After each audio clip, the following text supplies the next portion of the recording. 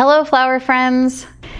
In today's video, I'm going to show you how I make a pedestal vase. I've been inspired recently by Francis Palmer, the American ceramicist and potter who specializes in pedestal vases, so I wanted to make one of my own.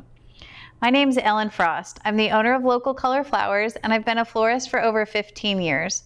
I write a newsletter all about flowers, which you should definitely check out, and I host an online community called FlowerMore for flower nerds who want more flowers in their life. So today I am using one of my favorite pedestal vases. This is a handmade pedestal vase by a local ceramicist here in Baltimore, Irene Salmon, and the color is sort of a mossy green, which is great for a fall arrangement. I'm going to show you the mechanics I'm going to use today. So I'm going to use a flower frog. This is, I think, a 2-inch frog. Today I'm going to use plumber's putty to attach my frog. There are lots of different adhesives you can use. The one that I used to like the best is called Cling, but they no longer make it. So now I use plumber's putty, or sometimes I use alien tape. Those are my two go-to adhesives. So for a flower frog, I'm just going to put the putty along the edge of the frog. Make sure it's in there nice and tight. So I'm actually going to use a double mechanic for this vase today. So I've got my frog in there, but I'm also going to use a piece of chicken wire just as a little bit of an extra support, because some of the stems that I'm going to use today are tall foliage branches, and I want to make sure that they stay in place once they're inside the vase. So what I'm doing is taking my coated chicken wire and making what I call a chicken wire burrito. I've just put the two ends together and then folding it in on itself, squishing it inside the vase here. And there's no perfect way to get it in there. Just make sure that it's open enough that you can get your stems in, and then you can go ahead and fill your vase with water. So I'm going to start my design today with foliage. It's fall foliage season, and so I want to use some of this beautiful fall foliage that I've gotten from our growers this week. This is called pin oak. It is a super beautiful color this time of year, and because my pedestal is kind of short, I can cut this into a couple of pieces. So I'm going to cut maybe here and maybe here. When you're using woody branches, it's always good to give them a little bit of an extra cut right up the stem. So what I'm going to do is just cut right into the stem in an X shape. And so what this does is open up the stem a little bit more so that this branch can take up water better. I'm also going to make sure that my top cut is really flush, so it's not, sort of an ugly, jagged cut. I'm going to just make sure that it's flush there. Then I'm going to go ahead and start placing my foliage. So I want to make sure that these, because they're kind of heavy, do stick right in the frog. And this arrangement today is going to be really foliage heavy because it's that season.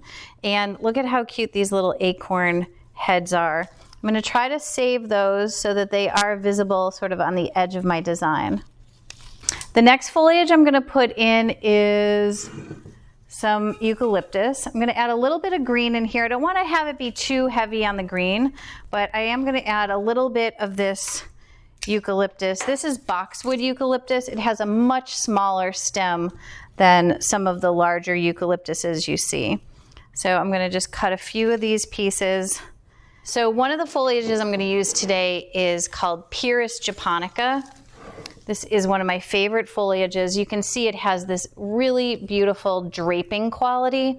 So I'm going to cut this, even though the stems are short, I'm going to actually cut these down even a little bit shorter and use them right along the edge of my vase.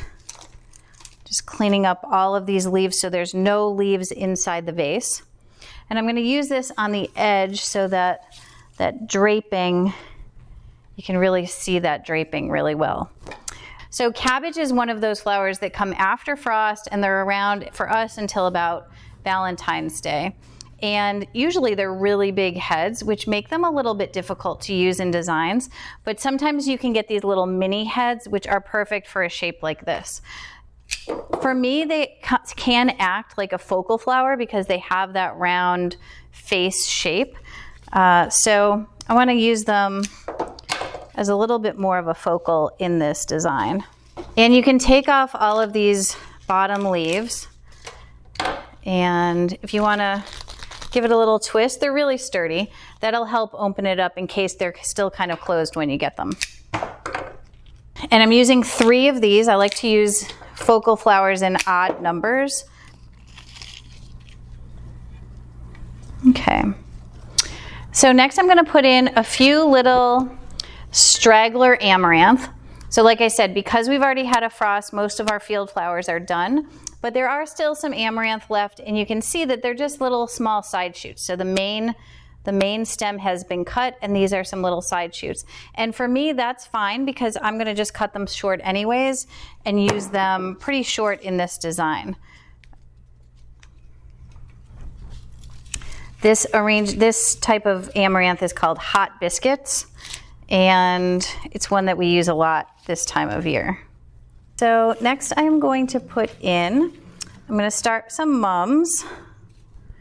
I've got a couple different kinds of mums, and keeping with sort of a fall theme, I'm going to keep with these gold, reddish, orange. And like I said, if you have room and you can put them in your frog, that's great. You don't have to though. These are actually really cool because you can see the outer petal is more of a gold and the inside of the petal is more of a red. So you can see even that one is a little bit more red. So very interesting, cool mums. And I know this arrangement is looking a little wild, but in the fall, I really like to accentuate this wild foliage and really let it show off.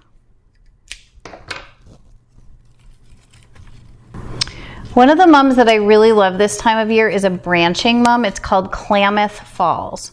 So it actually, the stem length is not too short, but it is branchy. So I usually try to cut it into a couple of different pieces.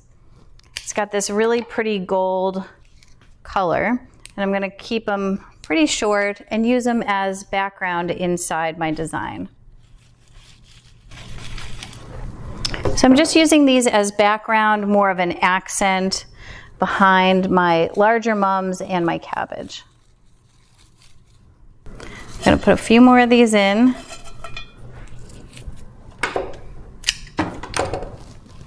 With this pretty foliage, you don't need a lot of flowers, and you don't need a lot of variety because the foliage really is the star of the show in this design.